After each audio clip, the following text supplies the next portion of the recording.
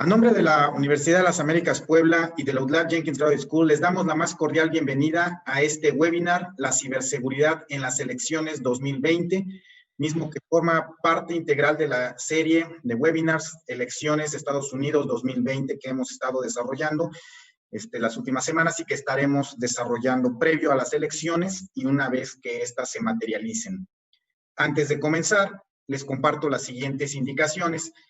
Les solicitamos de la manera más atenta conectarse con su nombre y apellido para poder identificarlos, en particular en el contexto de la interacción entre preguntas y respuestas.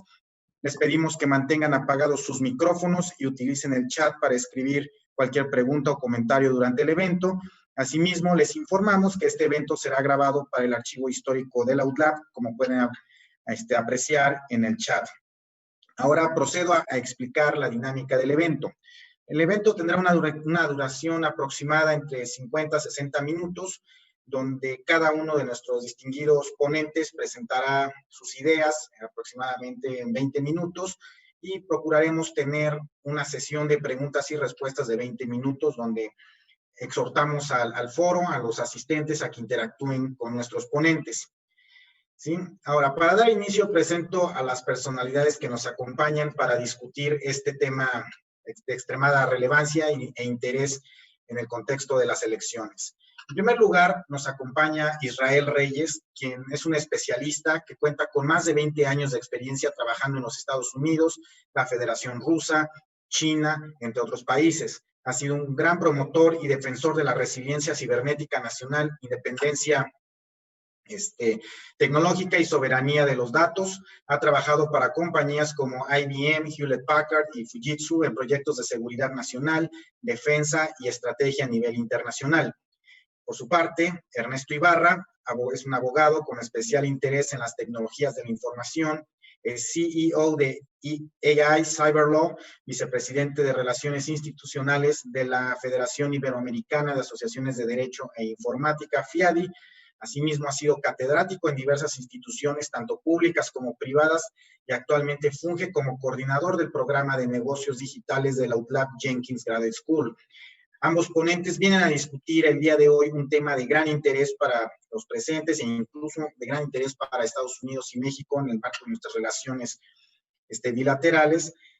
Y para darnos un poco de contexto, cedo la palabra sin mayor preámbulo a Israel Reyes para que nos dé una introducción de qué es lo que nos espera, qué ha sucedido en el contexto de soberanía digital, ciberseguridad en materia electoral y qué podemos esperar en las elecciones que se avecinan.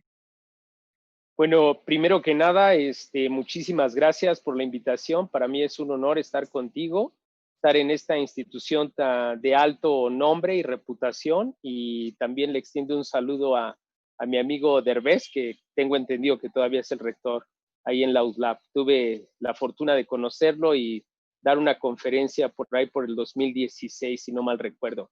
Y bueno, también me da mucho gusto ver a mis colegas, compañeros, a Ernesto y también a Israel Cedillo. Y bueno, mira, efectivamente estamos ahorita en una época sumamente interesante desde el aspecto de vista geopolítico. Nosotros hemos estado ahorita en la George Washington University, donde actualmente soy profesor en la maestría de Comunicación Política y Gobernanza. Hemos estado haciendo un análisis detallado de riesgo cibernético, de ciberseguridad electoral y de ciberestrategia y ciberinteligencia. Y bueno, es sorprendente el uso de la tecnología versus el abuso de la tecnología. Hemos hecho un histórico de lo que pasó antes del 2016 en la campaña de Hillary Clinton, cuando hackearon a ella misma, Hillary Clinton, al Comité Nacional Demócrata, a John Podesta, como ustedes lo podrán recordar. Hubo un hackeo por parte de los rusos, una operación que se llamó Lavka Operation. En ruso se dice Operație Lavka, Очень Trudna Delikatse. Y bueno, eso pasó en el 2016, fue una operación altamente exitosa.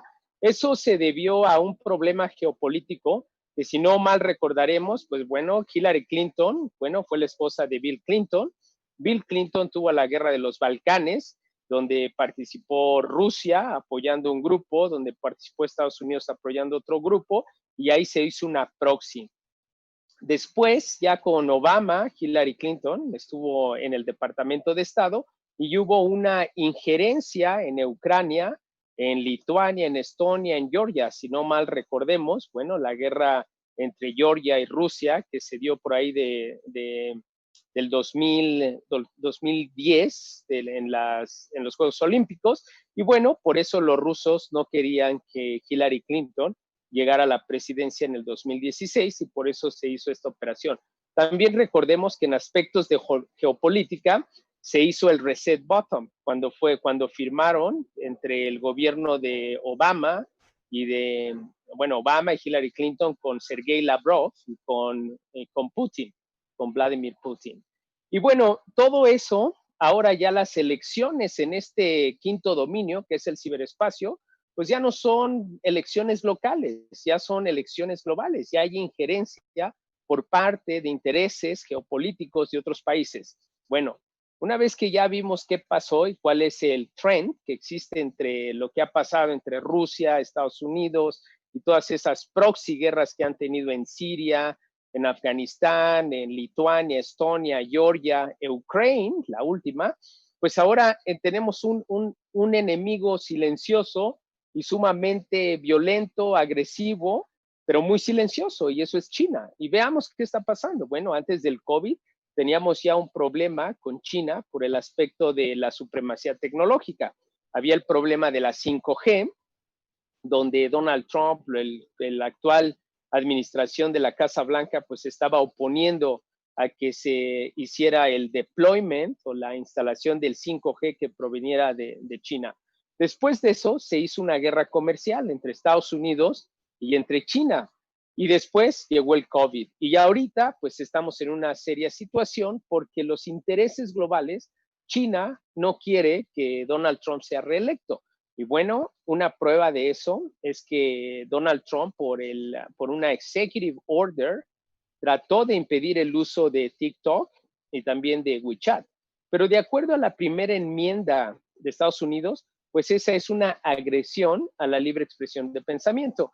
Y aquí es donde lo que hemos definido en la George Washington University es como the law warfare, es decir, cómo se utiliza la ley como una herramienta de guerra. Y este es un ejemplo claro. Recordemos que en China sí quedó prohibido el uso de Facebook, el uso de Google, allá sí no se puede usar, pero sin embargo, en Estados Unidos no se pudo aplicar la misma medida simétrica. Digo, en Estados Unidos ahorita tenemos 4.8 de chinos y chinoamericanos que pues utilizan WeChat para comunicarse con sus familiares en China, para hacer pagos, para hacer transferencias electrónicas. De hecho, ahorita ya China está trabajando en una moneda virtual, que es la que va a reemplazar el dólar, que se llama Digital Currency Electronic Payment, o DCIP.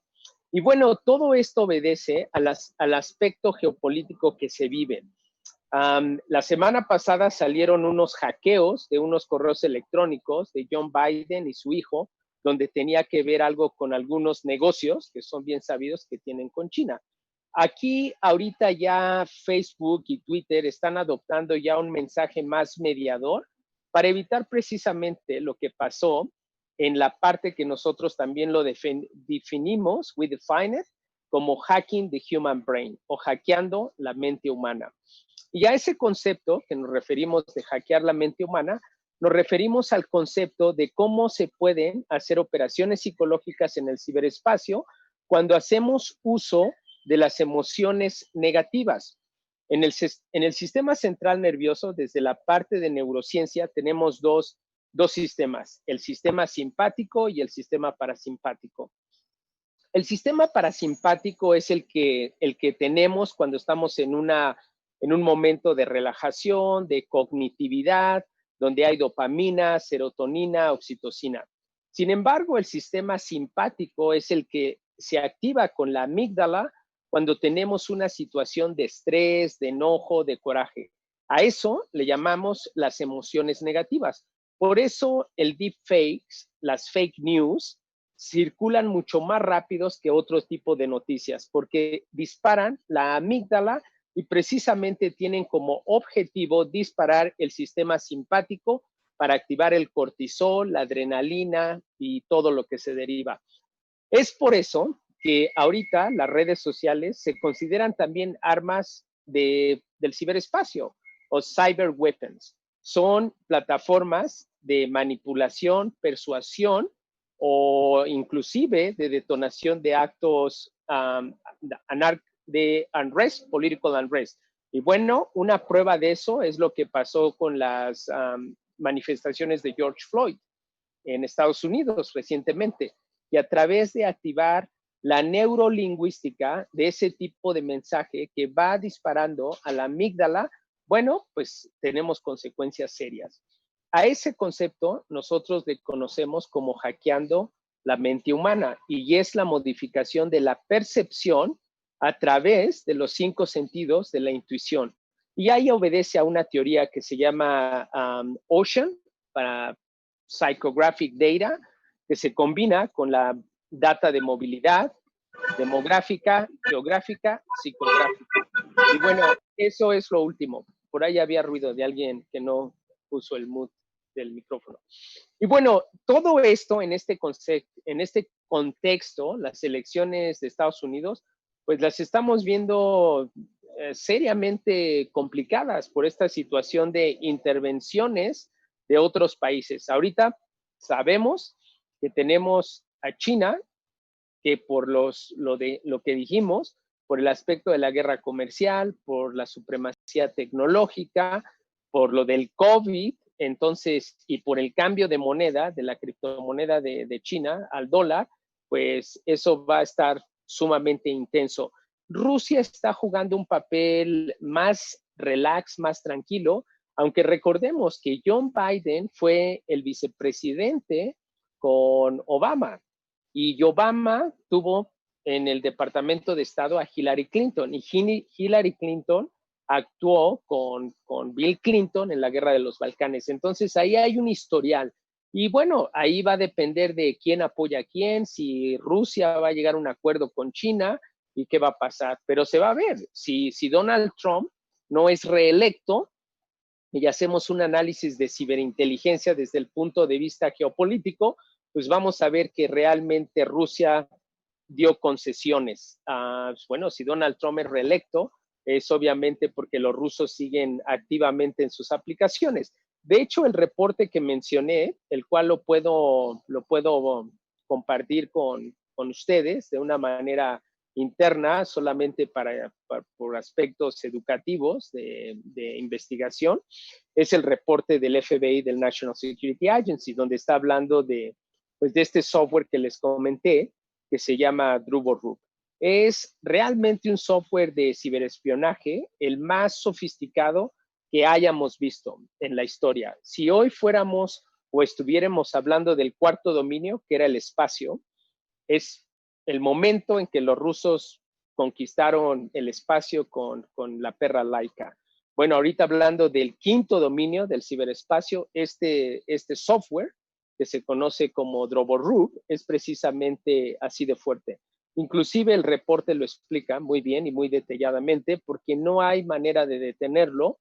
Entonces, la única manera de poder detectar si hay una infraestructura electoral crítica o algún candidato infiltrado es a través de un análisis de procesamiento, porque es sumamente sofisticado. Las partes de ingeniería que tiene, pues tiene el servidor, hace un escaneo de los puertos, qué puertos están abiertos,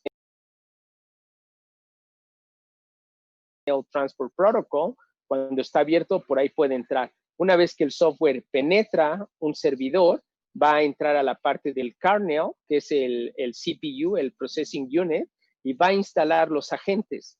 Los agentes se van a distribuir en el network y van a empezar a identificar cuáles son las bases críticas, las bases de datos, y desde ahí va a empezar a mandar toda la información como ciberespionaje al lugar que se le disponga y desde ahí se puede hacer la modificación de la data.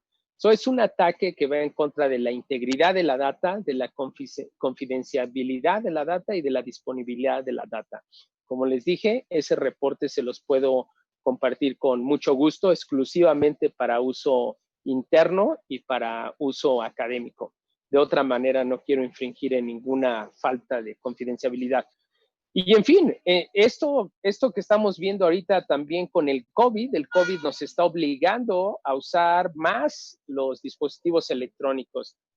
Nosotros al trabajar ahorita desde nuestras casas, pues quedamos más expuestos porque no tenemos los mecanismos tradicionales del primer perímetro, del segundo perímetro. También ahorita se ha disparado el spam, el phishing, a través de las ligas. Entonces, están mandando varias ligas. Cuando una persona activa esa liga, que se mandan a través de la ingeniería social y que es otra vez disparando la parte del sistema central nervioso, del sistema simpático, nos hace ser más impulsivos. Cuando hay miedo, somos más impulsivos. Cuando hay agresión, somos más impulsivos. Por ejemplo, si ahorita yo les mandara una liga o alguien les mandara una liga diciéndoles, acaban de aprobar una transacción en su tarjeta de crédito por 50,000 pesos. Para verificar que esta transacción es legítima, dale clic y te mandan la liga. Lo más probable es que al momento que ustedes reciben la liga y desde la parte de vista de neurolingüística, cuando ustedes leen que acaban de aprobar una transacción de 50,000 o 100,000 pesos, automáticamente se les dispara el sistema simpático, en el sistema central nervioso, que es la amígdala. Va a haber miedo, ansiedad, incertidumbre. Al tener ustedes incertidumbre, van a actuar de una manera más impulsiva y le van a dar clic. Y al darle clic, ya están infiltrado el sistema. Ese es un ejemplo. Otro ejemplo de hacer un hackeo mental, y esto se los puedo hacer remotamente, los voy a hackear mentalmente, el Human Brain Hacking. Imagínense ustedes que ahorita yo voy a detonar una situación fisiológica en cada uno de ustedes o en la mayoría de ustedes en contra de su voluntad. Y lo voy a hacer a través de un mensaje de neurolingüística.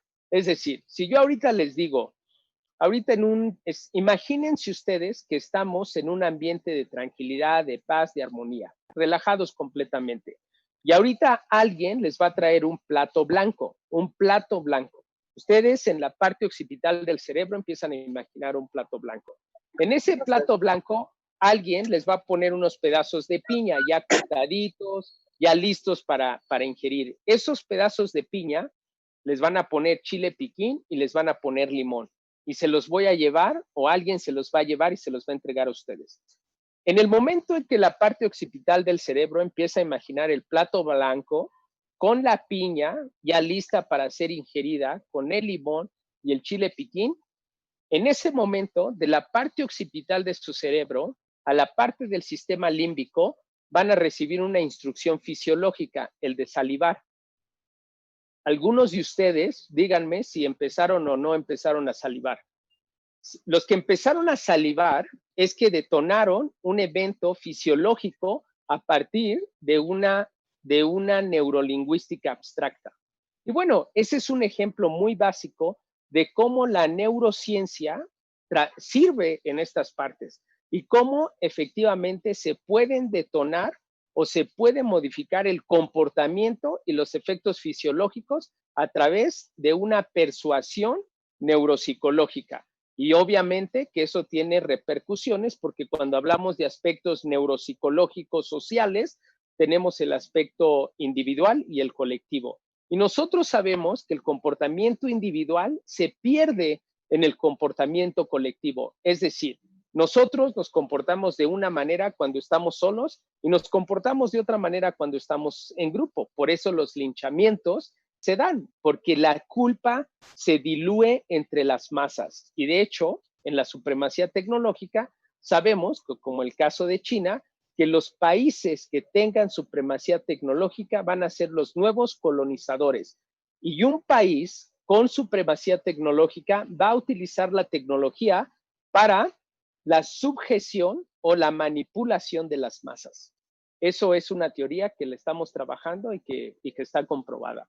Y bueno, creo que ya estoy llegando a los 21 minutos, entonces aquí yo creo que ya dejo por el momento mi intervención.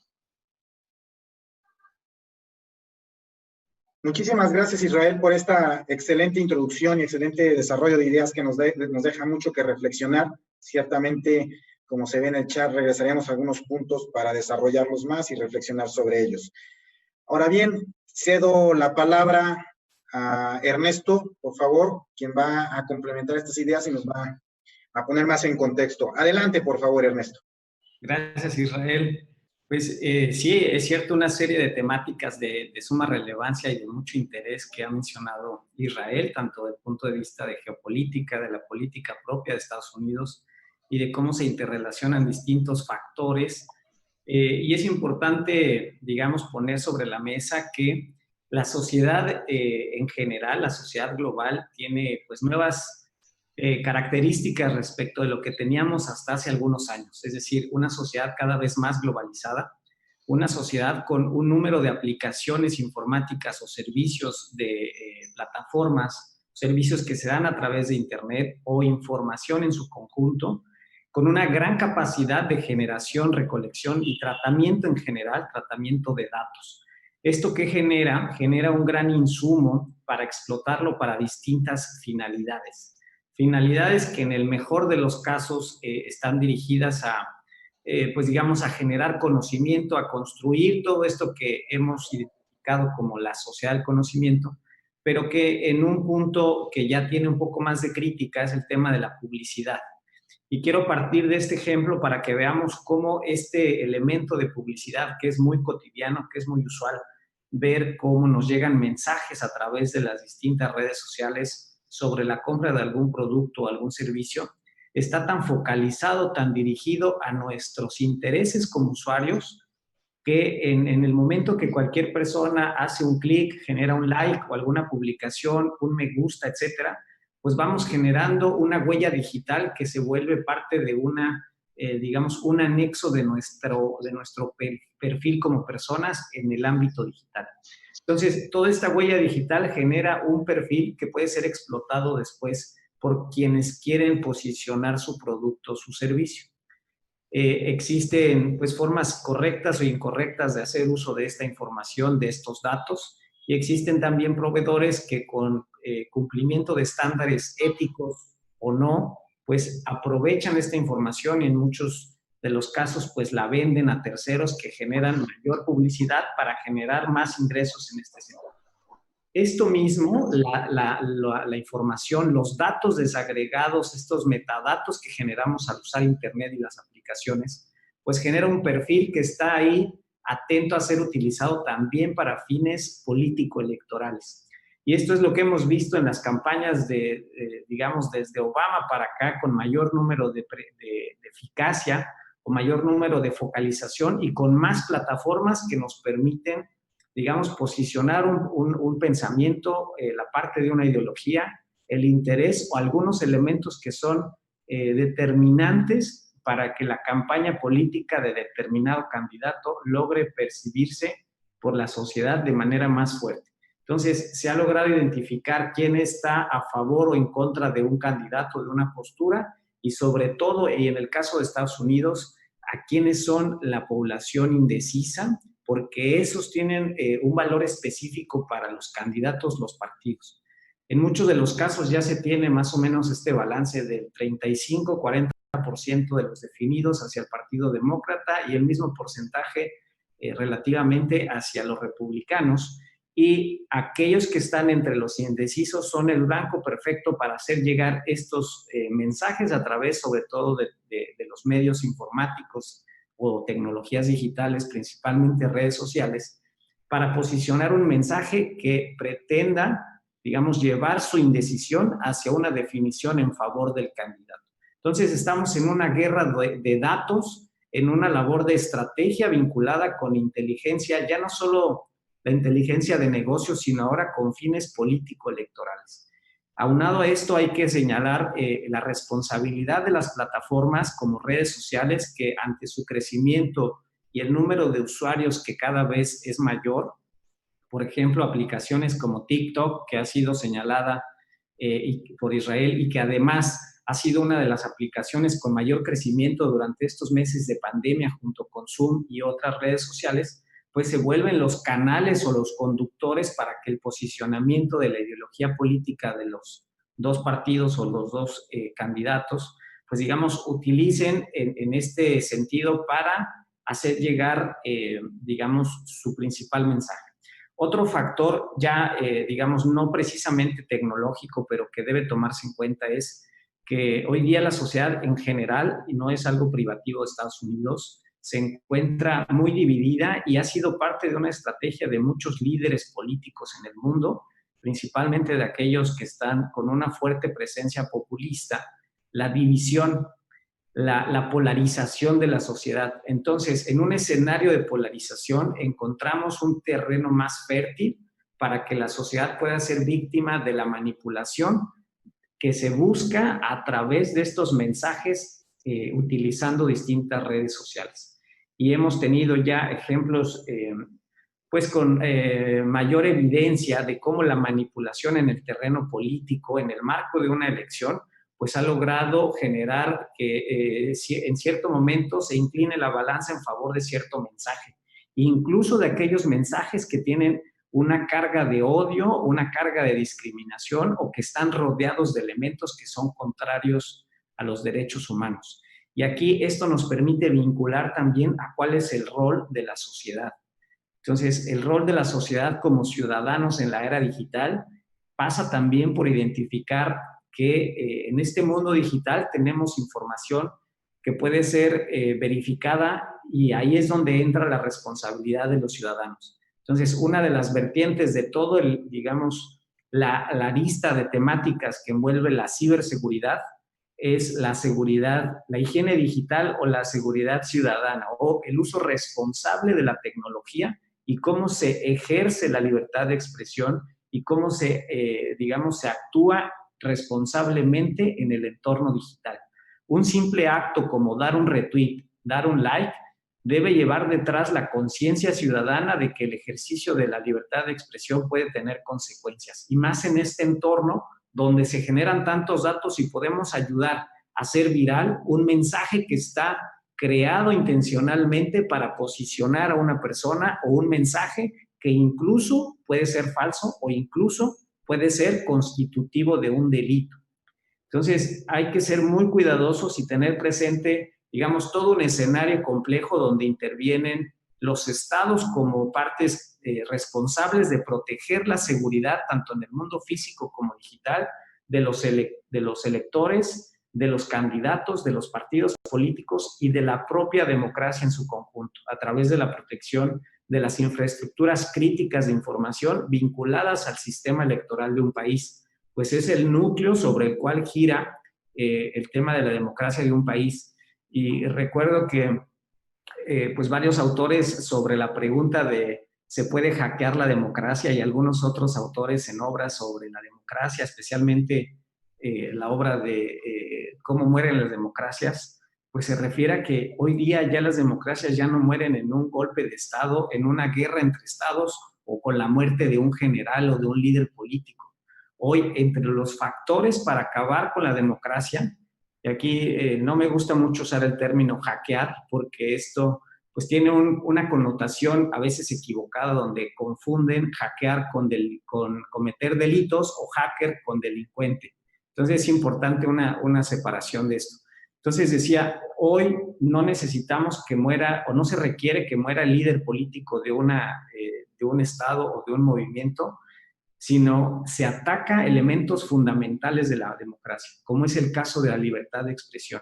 Por eso señalaba la responsabilidad de los usuarios, de los ciudadanos, porque si vemos contaminado el escenario, polarizado, con ingredientes de violencia y aparte una información que al ser mucha genera ruido y aparte una carga muy fuerte de desinformación, pero además desinformación que puede llevar elementos, digamos, de discriminación o de odio.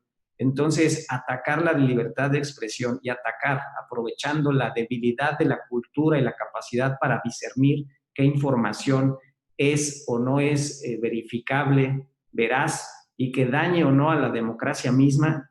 Entonces, esa es una forma y que se ha encontrado como uno de los elementos denominadores comunes en estos intentos, digamos, por debilitar distintas democracias. Entonces, el ataque a la libertad de expresión, identificar a su rival político, electoral en la contienda como un enemigo, generar propiamente desde las campañas políticas desinformación, y podemos ver el caso como quien dice que se vuelve inmune porque ya le dio coronavirus, cuando científicamente no está probado que una persona que ha sido contagiada adquiere inmunidad. Entonces, hay elementos que rodean el tema de la democracia en su conjunto, de los partidos, de la ciudadanía y de la propia tecnología y los intermediarios, digamos, de estas plataformas, quien, por cierto, a partir de pues, distintos sucesos, pues han mencionado ya una prohibición para la generación de propaganda política o establecido reglas más estrictas, aunque aún así pues reconocen que no está 100% bajo su control, que algún elemento, alguna persona, digamos, pueda hacer mal uso de las plataformas. Por eso es que pues, las plataformas generan digamos, una política de términos y condiciones y además un excluyente de responsabilidad respecto de cuando un usuario haga un uso indebido y genere estos elementos que son contrarios a los propios términos de uso. Recientemente, pues varias de estas plataformas han anunciado que en el marco de las elecciones van a prohibir o incluso cancelar las cuentas que envíen propaganda política porque pues lo tienen ya como prohibido. Y de origen, pues se conciben como plataformas que no fueron creadas para esa finalidad. Sin embargo, pues no podemos negar que sirve tanto para compartir información positiva como para compartir información que pueda tener una trascendencia de un nivel como la afectación de los valores democráticos en un país. Entonces, para cerrar mi intervención, diría que la información es sumamente poderosa en cuanto al entorno político y su trascendencia, y en gran medida necesitamos fortalecer la cultura de uso responsable de la información, de la tecnología y sobre todo de la ciudadanía en el ámbito digital para poder contener esos ataques de manipulación, aunque pues suena sumamente complejo dado que el nivel educativo de gran parte de la población tal vez no es suficiente o incluso hay cierto grado de digamos, de tecnicismo que a veces no logra ser comprendido por la sociedad en su conjunto. Entonces, aquí dejaría esta primera participación para que podamos avanzar. Perfecto, muchísimas gracias Ernesto por esta intervención que ciertamente complementa de forma óptima la primera y nos permite sostener la discusión que a continuación desarrollaremos. Y para tal efecto empezaré a plantear algunas preguntas que nos han hecho llegar algunos de los participantes, y algunas muy interesantes. Trataré de mezclar algunas para propósitos de fluir y tratar de atender la mayor cantidad posible. La primera es de respecto en el caso de en el contexto ya propio de las elecciones de Estados Unidos, ¿qué pasará si en el caso remoto de que Trump gane? ¿Habría forma de que las votaciones sufrieran algún ciberataque para modificar los resultados y no dejar evidencia? No sé si quieres, hago un apunte. Me parece que hoy día es más complejo, digamos, generar un ataque informático que manipule la información en sus componentes que mencionaba Israel sobre la integridad y la confidencialidad de los datos, porque se ha hecho pues un esfuerzo importante por parte de las autoridades para proteger o blindar esos sistemas de información, aunque no están exentos de que pueda ser exitoso el ataque. Pero lo que hemos visto en distintos países es que ya no se genera un ataque directo contra el sistema de información, sino más orientado hacia la manipulación del pensamiento y el comportamiento del electorado. Israel, ¿algo que quieras agregar en este punto? Sí, mira, tengo una perspectiva, estoy de acuerdo con lo que dice Ernesto, pero creo que el riesgo mayor, no realmente está tanto en la manipulación, pero está en el hackeo. El hackeo sí lo vemos como en la primera fuente, precisamente porque el hack and leak operation, que ya te lleva a la manipulación, a la persuasión, del electorado en aspecto colectivo. Entonces, de hecho, lo que dice el reporte, el del 1 de agosto del FBI, del National Security Agency, tenemos dos riesgos. El de la manipulación, injerencia en las redes sociales a través de la neuropolítica y la campaña de desprestigio, y tenemos el aspecto de los ciberataques. Lo que nosotros vemos que tiene más riesgo y que puede pasar más es el ciberataque, es la infiltración a un candidato y a la infraestructura crítica. Y usando ese software que te mencioné, el DroboRoot, es altamente indetectable. Como prueba también está que en el 2017 fue hackeada la CIA. Entonces, a la CIA, a la unidad elite de inteligencia donde desarrollaban armas cibernéticas de infiltración, los hackearon y les robaron todas esas herramientas. Entonces, esta información pública, lo pueden googlear. Si le ponen ustedes hackean a la CIA Elite Unit, ahí les va a salir. Entonces, ahí sí difiere un poco de lo de Ernesto. Nosotros vemos en Estados Unidos más probable el hackeo de infiltración para ciberespionaje y para la manipulación de la integridad de la data. Excelente. Bueno, continuando sobre ese tema, pregunta Daniel Garay, los ataques a las elecciones del 2016 y probablemente un ataque a las elecciones de 2020, ¿se podría considerar como un acto de ciberguerra?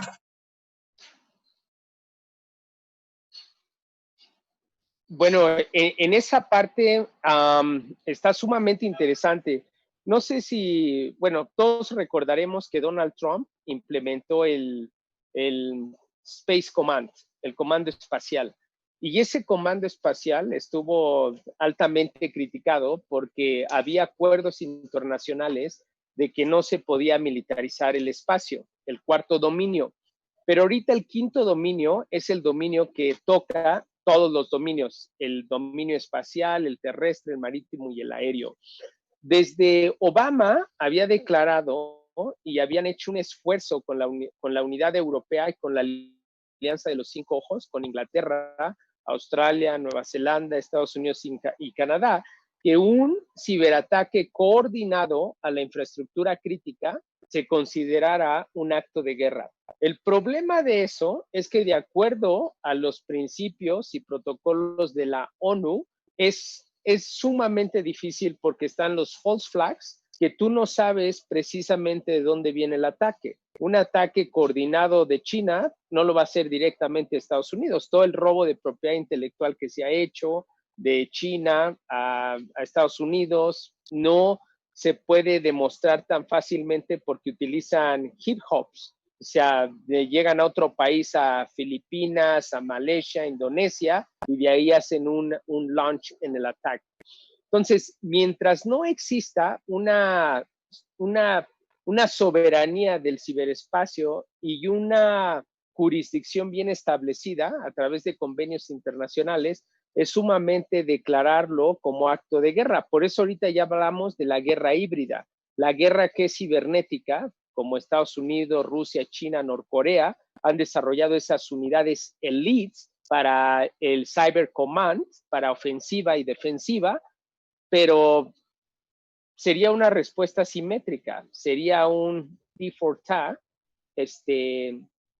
vis a vis, pero así públicamente como acto de guerra no sería. Eso podría conllevar a una guerra total, pero ¿cuántas proxy guerras no tenemos? Entonces, lo veo es sumamente interesante, pero es un hecho, es una realidad. El cibercomando, el APT, el Advanced Persistent Threat de China y el APT-10 de Rusia se están totalmente activos. Aunado a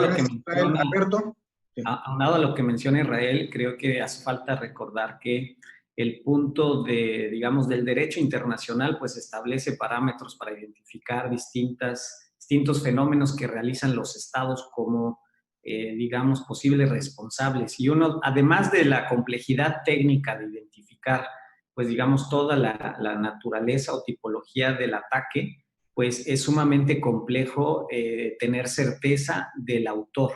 es decir, determinar al responsable o responsables de. Entonces, ahí radica y en los propios distintos grupos de expertos que analizan estos temas, pues digamos, hay avances, pero es sumamente complejo determinar quién puede ser el responsable y las características específicas como para determinar que sí. El propio Consejo de Seguridad de Naciones Unidas pues está debatiendo el tema de el ciberespacio como un elemento que pudiera afectar la paz internacional y la nacional. Entonces es un tema interesante, complejo y que va a estar tocando distintos foros y espacios de la ONU. Muchas gracias, Ernesto. Continuamos, tenemos todavía bastante tiempo. Aquí voy una pregunta que es, que existe la inversión en tema de ciberseguridad para México y cuáles serían los 3 desafíos principales para México para poner en práctica una estrategia de ciberseguridad que esté, digamos, en armonía con los esfuerzos, no de Estados Unidos y China, pero con el promedio, por así decirlo.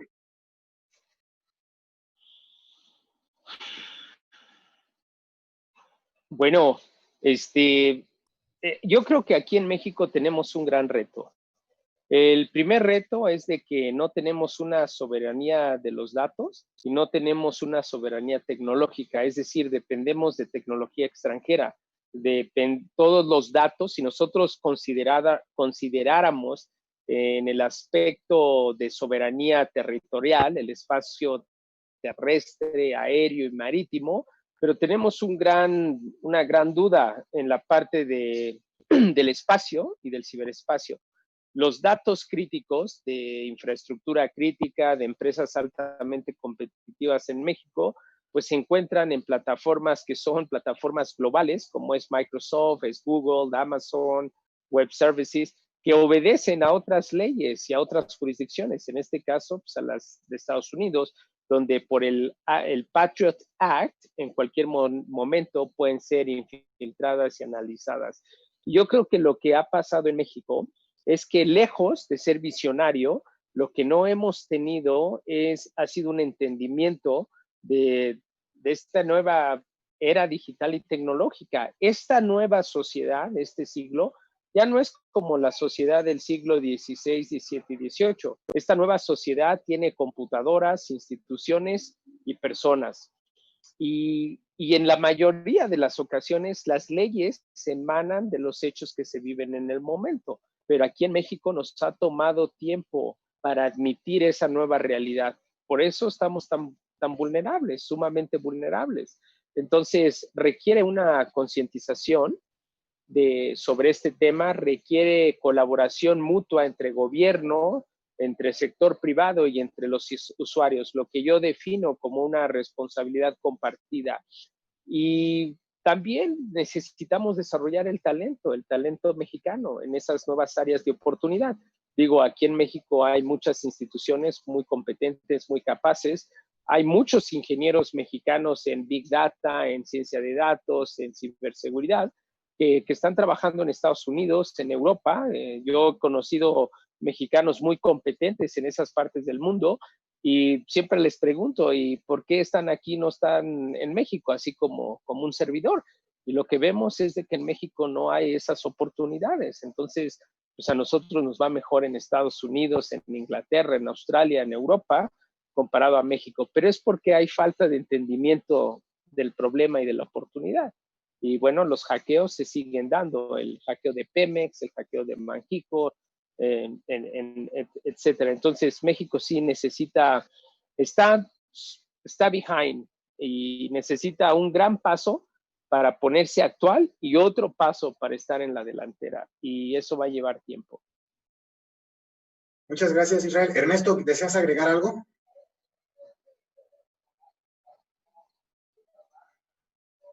Tienes apagado tu micrófono, disculpa. Sí, decía que el liderazgo político es sumamente relevante y ante la falta de visión del contexto actual, es decir, no apostar por un país con alta inversión en ciencia y tecnología, en investigación y desarrollo, justo viene de no concebir la sociedad que se está configurando en el mundo, este entorno global y el ámbito de la economía digital. Entonces, estamos dejando pues mucho talento desperdiciado en los jóvenes, en las universidades, que podría ayudar a consolidar proyectos de investigación que hagan que México crezca en distintos ámbitos o sectores de la economía, y concebir que si la economía se está trasladando hacia la economía del conocimiento, necesitamos estrategias de ciberseguridad o seguridad de la información que protejan tanto al sector energético como de telecomunicaciones, de energía, ya lo dije, no sé, al sector automotriz, al turismo, es decir, que por todos los sectores tengamos pequeñas estrategias que vayan robusteciendo lo que llamo el ecosistema de ciberseguridad en el país. Y en esta colaboración de actores encontremos una tarea que hagamos cada uno en nuestro entorno. Entonces, por ahí. Muchas gracias, Ernesto. Continúo. Una interesante, un poco, digo, debatible, bueno, que polémico, me atrevería a decir. ¿Qué país está marcando la pauta en temas de ciberseguridad y democracia? Eso está interesante.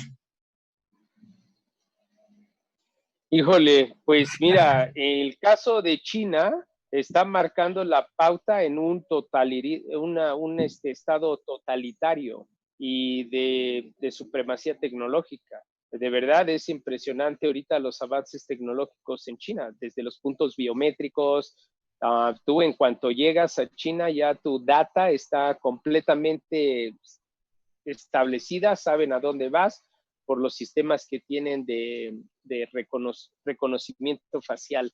La parte que tienen de Big Data Analytics la hacen en tiempo real, la censura la hacen en tiempo real en WeChat y en todas sus plataformas. Por eso allá no entra Google ni Facebook. Aunado a eso, ahorita, hace 5 años fue el país que llevaba y que lleva hoy por hoy la delantera en el 5G. Los únicos que están haciendo tecnologías 5G es Huawei de China, es Ericsson de Sweden y es Nokia de Finlandia. Y Nokia por la población que tiene y Ericsson de Sweden por su población, son pequeñas poblaciones, no tienen la capacidad técnica que tiene China. Estás hablando que China tiene 1.4 billones de ciudadanos, donde alrededor, en promedio de talento global, de inversión de capital intelectual, pues alrededor del 2% de cada población son las personas que son exageradamente talentosas o genios por población. Digo, aquí en México tenemos a Medrano, Daniela Medrano, que está ahorita en el MIT, que la conozco, la señorita de México, que es la Lady Matemáticas, que ganó la Olimpiada Matemática en el 2017 y ahorita está becada ahí en el MIT.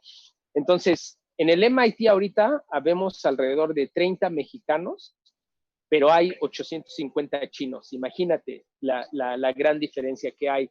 Y China está, como te digo, marcando la pauta, pero del abuso de la tecnología en el totalitario, como un estado totalitario tecnológico. En la parte demográfica, en la parte democrática, creo que ese es el gran reto. Como bien lo dijo Vladimir Putin en una conferencia de tecnología. Dice, lamentablemente ahorita el estado que domine o que tenga la supremacía tecnológica va a conjugar o dominar a su población, pero también va a ser el nuevo colonizador. Y China es el que está ahorita en esa delantera, vulnerando demasiado a Canadá, a Estados Unidos, a Inglaterra, a Australia, inclusive a Hong Kong y a Singapur. Estamos en una situación delicada porque en el ciberespacio todos estamos juntos. La distancia entre un país no es una distancia euclidiana, es una distancia abstracta que se mide en milisegundos. Excelente. Ernesto, ¿algo que desees agregar? Son temas sumamente complejos, por ejemplo, en términos democráticos, pues habría que evaluar distintos aspectos y muchas de las democracias, como vemos incluso el caso de Estados Unidos, que es una de las democracias más maduras en el entorno democrático, digamos que atiende más a los elementos teóricos de la democracia, pues han sido afectadas y están siendo afectadas por este nuevo contexto y aunado a la polarización y a esta división y a la propagación de discurso de odio, entonces complejo señalarlo.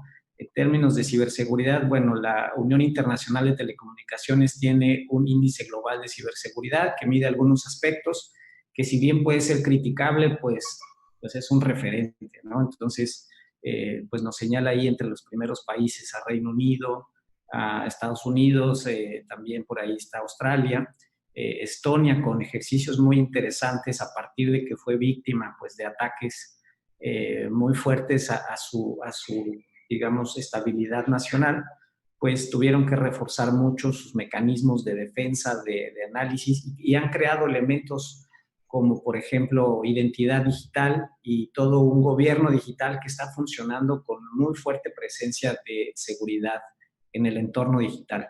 Pero bueno, creo que no es sencillo decir como quiénes son los que dominan o los que están a la cabeza de estos dos temas en esa simbiosis.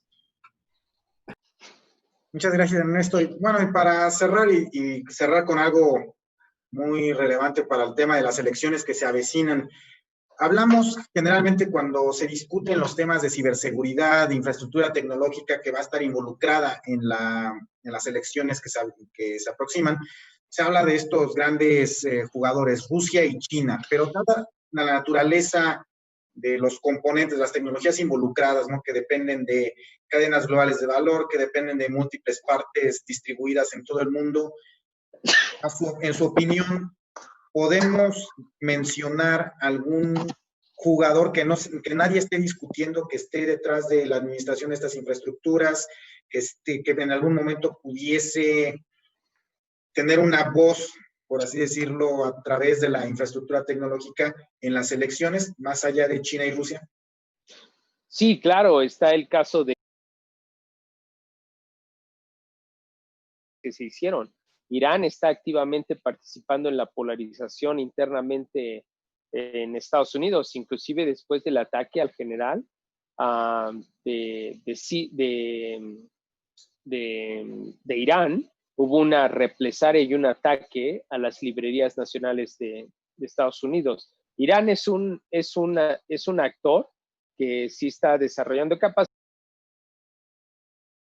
También tiene el Hidden Group, es un grupo de hackers de gobierno, lo que les decimos State Sponsor Attacks por hackers, y están activos. Yo consideraría a Irán más que a Norcorea, pero sin duda alguna que en cualquier momento pueden detonar un ciberataque coordinado en contra de Estados Unidos o de sus intereses políticos o económicos. Muchas gracias. Ernesto. Pues no, nada que agregar.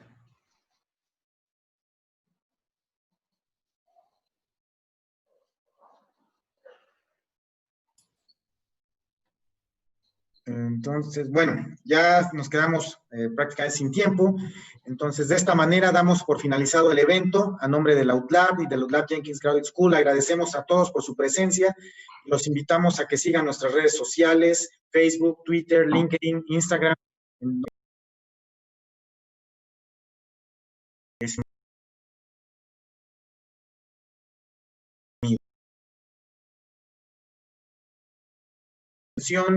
Y muy buenas noches.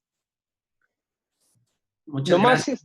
Nomás para cerrar, me gustaría dar para compartir el documento, el que les mencioné del reporte de la National Security Agency. Ahí, si me dan los datos, cómo lo mandamos, cómo lo manejamos para que ahí se los proporcione.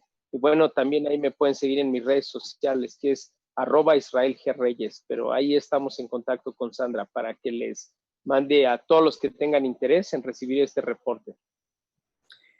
Gracias, Israel. Y yo quiero invitarles a que nos acompañen el próximo 29 y 30 de octubre, todavía en el marco del mes de la ciberseguridad, al Congreso de Ciberseguridad e Inteligencia que organiza la UTLAB Jenkins.